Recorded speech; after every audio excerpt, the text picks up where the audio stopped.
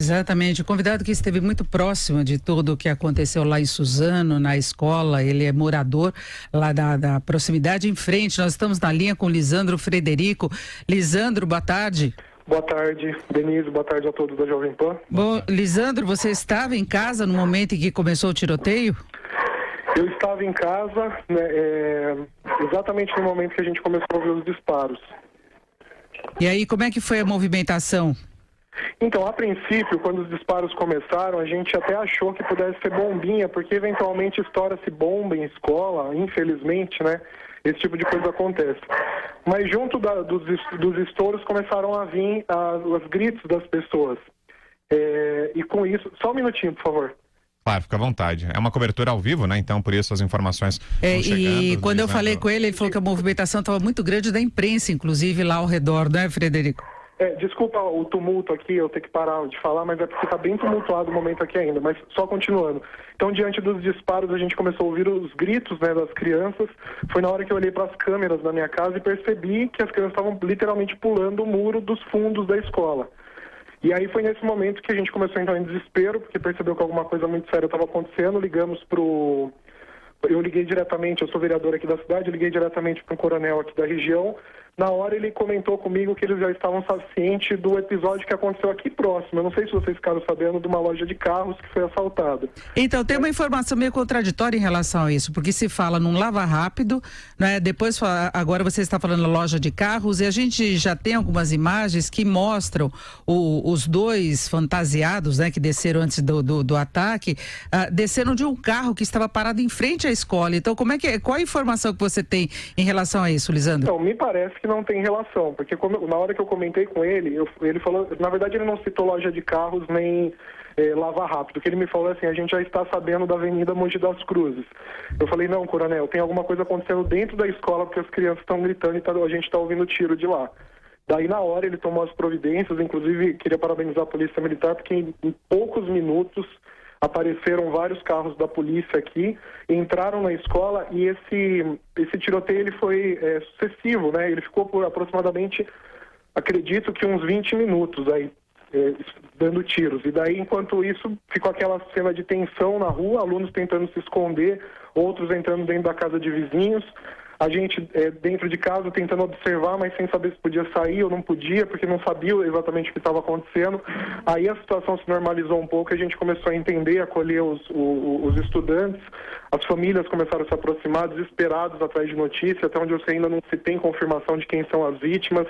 Tentei ajudar lá na porta da escola, direcionando as pessoas para um ponto de encontro aqui, para tentar ter informações dos familiares, mas basicamente foi isso.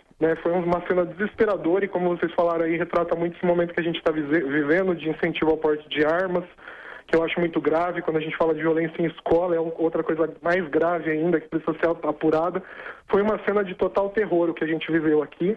Eu estava bem abalado até agora há pouco, não estava nem conseguindo falar muito, porque é desesperador você olhar para famílias, para crianças ou para quem seja ali desesperado querendo notícia, você sem poder fazer nada, porque dois malucos tomaram uma atitude dessa, né? A escola, o Raul Brasil, inclusive, foi a escola que eu estudei, que eu me formei, né? Conheço os funcionários, que muitos são da minha época. Na hora que eu fui para a rua tentar acudir alguém lá, eu encontrava alguns até dos meus professores da época do colegial na rua precisando de ajuda.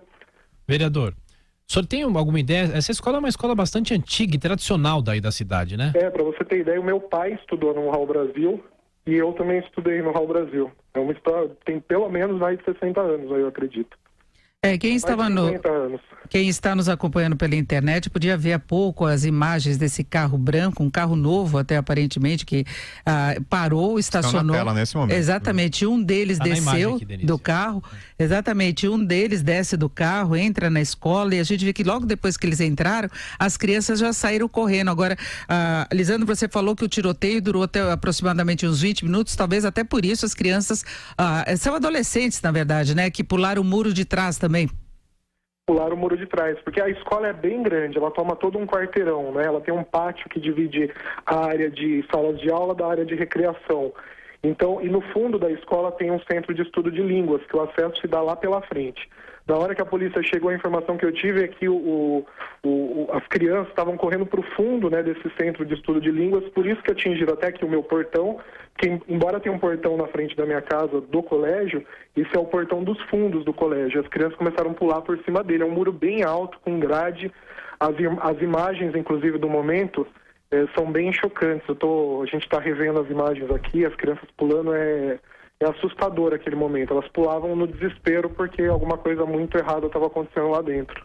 Agora, os alunos que conseguiram sobreviver concederam entrevistas agora há pouco e eles falavam que o portão da escola costumava ficar aberto sempre que havia aulas de idiomas, porque havia o fechamento, claro, no horário das aulas, mas às vezes ele ficava aberto e pelas imagens que nós temos aqui, do momento em que o carro para em frente à escola e que eles descarregam todo o arsenal, tiram ali dos bancos as armas que vão ser usadas no massacre, o portão aparece aberto. Você, como morador, Lisandro, tem essa informação? Qual costumava ser a rotina aí nessa escola? O portão costumava ficar aberto sempre? Enfim, qual que era a situação?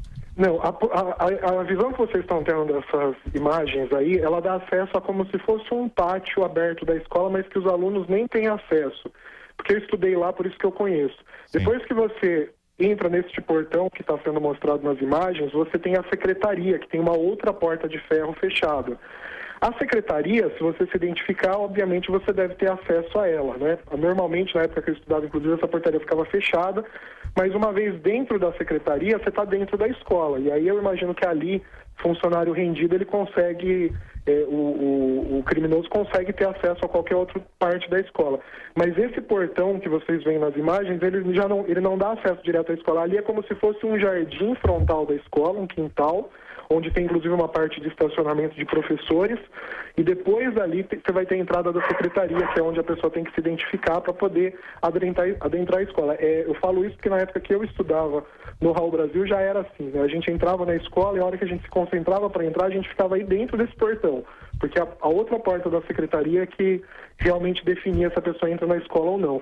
Agora, quanto às regras de segurança, eu desconheço quais são os protocolos de segurança de uma escola. Mas o que eu posso afirmar é que uma vez dentro da secretaria, né, você estando com a porta da secretaria aberta para entrar e conversar com algum professor, secretário, diretor ali, aquela secretaria ela já tem um acesso liberado para toda a escola, não tem mais nenhuma outra porta que vede o acesso aos demais departamentos. Agora, Lisandro, eu recebi informação de um funcionário da escola que a escola vinha há algum tempo fazendo um trabalho aí relativamente eficiente de combate ao uso de drogas, e ele está especulando se poderia ter alguma relação esse crime. Você sabe desse trabalho da escola? Não, confesso para você que eu desconheço. Eu sei que tem alguns trabalhos que são feitos em conjunto com a própria Polícia Militar, né, sobre o combate às drogas nas escolas, e que aqui em Suzano também acontece, mas não sei te afirmar se era uma ação exclusiva do Colégio Raul Brasil, até porque eu não participo da vida acadêmica, eu sou vereador da cidade, eu não tenho muito envolvimento com as ações do Estado, né, dentro do município. Então eu não sei te afirmar isso. Mas é uma escola assim que sempre foi tida como muita referência dentro da cidade pela qualidade de ensino, pela atuação e tradição dos professores, né? Agora, vereador, então por essa descrição que o senhor fazia há pouco, eles, para terem acesso ao pátio, que é onde houve a maior parte dos disparos, isso segundo o próprio comandante-geral da PM, o Coronel Salles, para que eles chegassem a essa área da escola, eles teriam então que se identificar e passar pela secretaria, e isso até bate com o que a gente tem nas imagens, porque quando eles entram na escola, ainda não estão mascarados, né? Eles ainda entram com o rosto descoberto e talvez só depois dessa identificação é que eles tenham colocado a máscara. Claro, essa é uma hipótese, mas pela descrição que o senhor tem como um ex-aluno da escola, eles precisariam então da identificação na secretaria para só depois chegar a essa outra área, ao pátio da escola e às salas de aula. Isso, exatamente. Pelo menos na época que eu estudei no Raul Brasil, e acredito que como a estrutura física é a mesma, deve continuar assim. Você acessa esse primeiro pátio aí, que ele é aberto a todos, inclusive é um estacionamento aberto, né? Para depois você se identificar na secretaria, e aí com acesso à secretaria, você teria acesso ao restante da estrutura da escola. E esse portão que ficava aberto não era então o portão exatamente principal da escola, era o portão de uma outra área anexa? Isso, exatamente. Esse portão que vocês veem aberto, ele normalmente só se fecha quando a escola está fechada por completo, né? Durante a noite, porque daí você não tem acesso nem ao estacionamento. Porque o que nós vimos é que ele entrou com muita facilidade, o portão estava aberto, ele entrou e depois as crianças que conseguiram já saíram correndo, né? Da impressão que eles estavam fugindo para não serem atingidos pelos tiros. Isso, mas eu volto a dizer, eu não estou fazendo aqui nenhuma nota de defesa ou de acusação da escola, porque eu não conheço qual é o protocolo atual. Claro. O fato é que este portão que está sendo citado nas reportagens, ele não é decisivo para dizer se a pessoa vai ter acesso ao pátio e às salas de aula. Depois disso, ele passa por uma secretaria. O primeiro porta que você passa para entrar dentro do Hall Brasil é a secretaria, onde ficam os diretores, tem uma porta da biblioteca, pelo menos na minha época tinha, e aí assim algumas salas de aula. Então os pais que vão fazer algum pedido para alunos, os pais que precisam de alguma medida administrativa ali dentro da escola, eles sempre procuram essa secretaria, entram nesse primeiro espaço e daí eles resolvem os problemas deles ali.